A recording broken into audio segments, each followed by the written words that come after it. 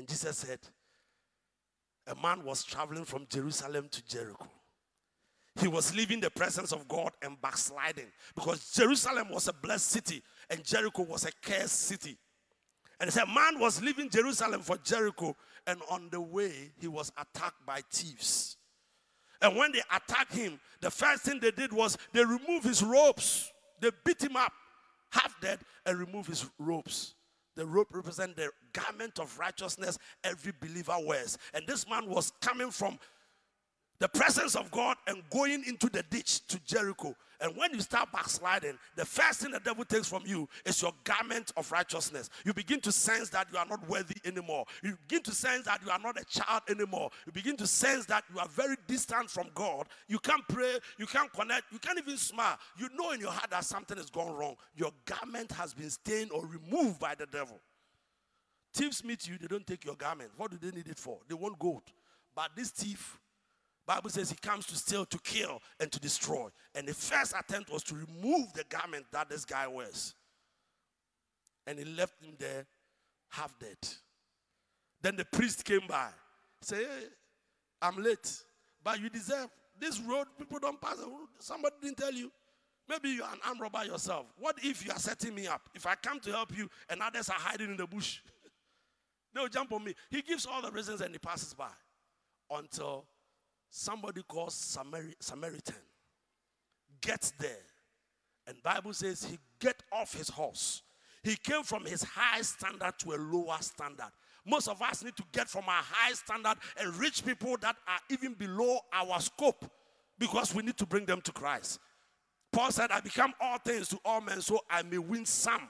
Sometimes we have to come to a place where we identify with people. So he comes down his horse, his high horse, and now comes to the ground, and he binds his wounds. He uses oil and he uses wine.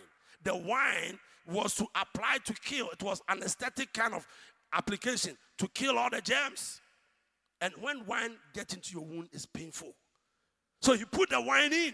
Then he puts the oil on top. The oil is to soothe the wound so that flies will not disturb it. And he bandages everything. And he puts the man on the horse and he decides to walk. There are people that you have to help. They are backsliding. You spend your time, you spend your money. They will be riding in a taxi you paid for and you walk to church because you still want them to come to church. And this man takes this person gradually, and the Bible says he takes him to an inn. The inn is the church, a hotel. You take the person to the church where they can be taken care of. And he said to the man who was there, he said, take care of him. I'm traveling. When I come back, everything you spent on him, I'm going to pay. And the man said, yes, sir. And the man goes on his journey. There's a place called the church that the wounded out there, those that are backsliding, need to be brought in. People have to be helped. We have to apply the oil. We have to apply the wine. And that's why it's a new wine. Don't just use the wine for yourself. Don't be drunk with wine wherein in excess.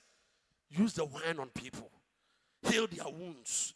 When we talk about wine, we talk about the medicinal aspect of wine, that it heals. Heal people. Bring them in. Help them cover their wounds. Some of them are wounded. Some of them are wounded beyond repairs. But you can help them. Somebody has hurt them. Somebody has broken their heart. Somebody has done something to them. Some of them have been raped. And all that, you can go and apply the oil and the wine. Heal them and bring them to a place where they will have perpetual care until Jesus comes. It's called the church. We have a job. And that job is done out of love. Because he first loved us, we can also love others. It flows from him and it flows to others.